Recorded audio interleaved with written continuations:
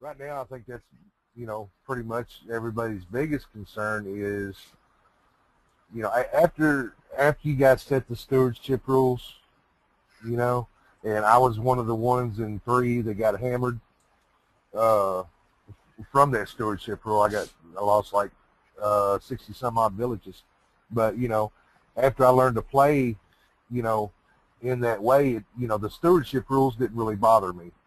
I'm glad you guys changed the part where we can now, if somebody's leaving and they need to leave immediately or whatever, we can, the stewardship can, give those villages, with permission, with the email and all that stuff.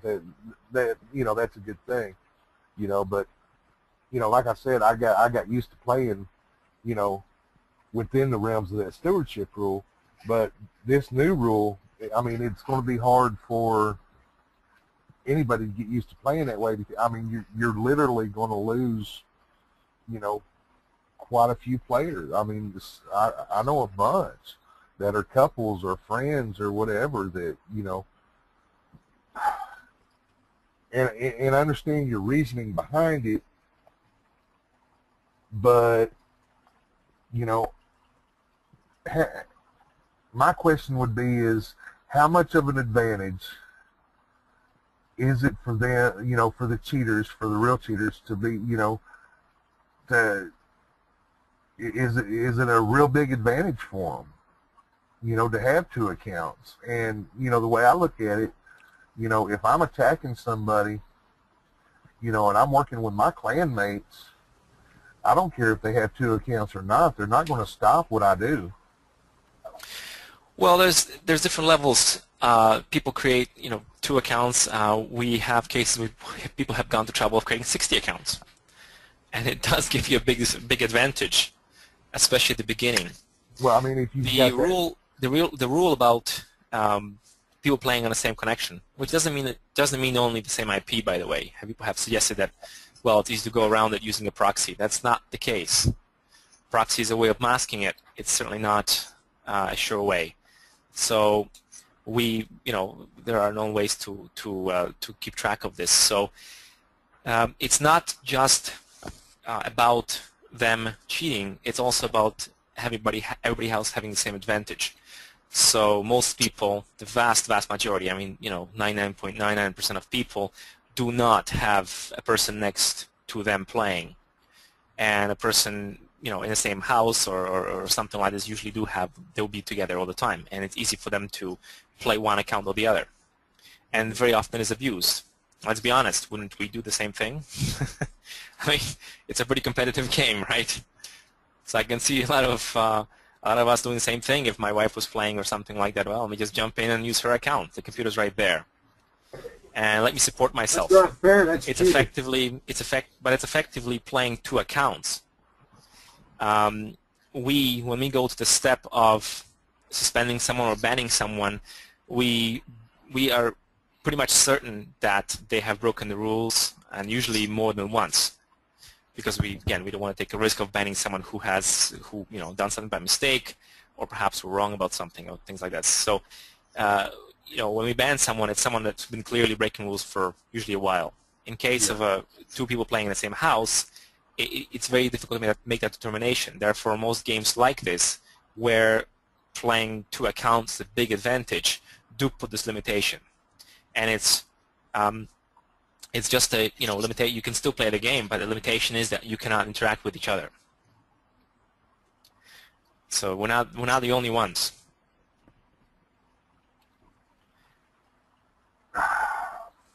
And we don't, people maybe are afraid that suddenly they're going to get banned left and right, and some people do have this idea that we have nothing better to do, and we take no pleasure in anything but sitting there banning people like a bunch of freaks. Reality is that banning anyone, especially a dedicated player, is a terribly hard thing for us to do. Sometimes gives us nightmares thinking, have we done something wrong? You're losing revenue on top of it, Well, of course, we're losing a player. Extreme amount of effort goes into actually trying to be sure that a person that investigation is correctly done. Never one person make a determination themselves, things like that. So it's not something that we want to do, and it's not something that we're going to suddenly ban everybody who plays together. That's not the point. The point is that we have a system that looks for certain patterns, and it allows to able to match these kind of situations, and the people will get a warning saying, this is what's been determined, please abide by these rules. So most of them know, and it's like a Facebook changes their profile and everybody screams that it's different. I know it's different, but I have a feeling that if most players have started with this rule in place, they would see that as a perfectly natural rule. Saying, okay, well, sure, it's a legitimate rule to make the game fair for everyone. Mm-hmm. Yeah, so we're gonna look into it. We might modify it. We might allow certain exceptions. Really, it's too early to tell. We have to read your comments. We haven't had a chance to read your comments. We've been busy with a couple of things and also wanted to get ready for this presentation. So yeah, we haven't had a chance to really look into it yet.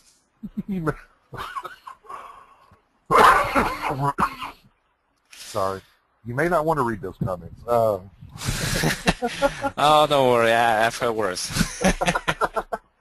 No, I just hope nobody's practicing voodoo there, because I've had a few unlucky events recently. I'm looking at it. Stopped. It was around the stewardship thing, the no attacking. A few things happened that I was certain there was somebody sitting there with a doll and putting pins in it. But lately it's been okay.